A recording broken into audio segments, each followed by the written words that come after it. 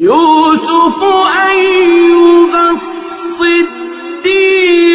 أفتنا في 7 بقرات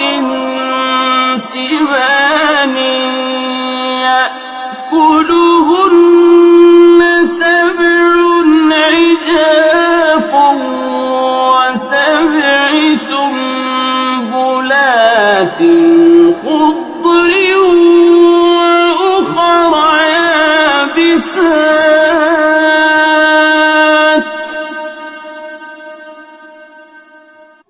وأخر يابسات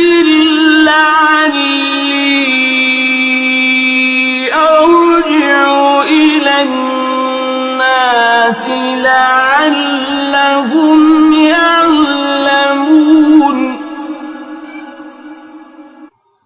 قال تزرعون 7 سنين دأبا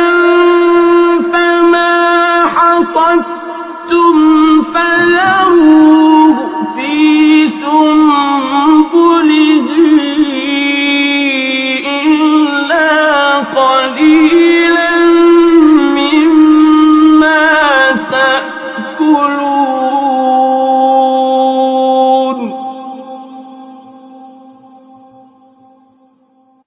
ثم يأتي من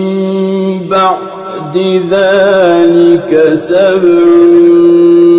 شداد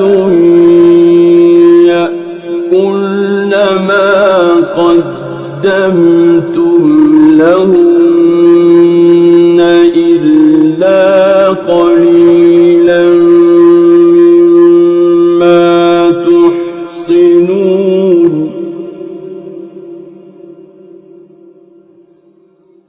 ثم يأتي من بعد ذلك عام فيه يغاث الناس وفيه يعصرون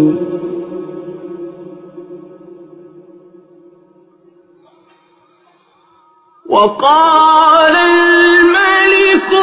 ائتوني به فلما جاءه الرسول قال ارجع إلى ربك فاسأله ما بال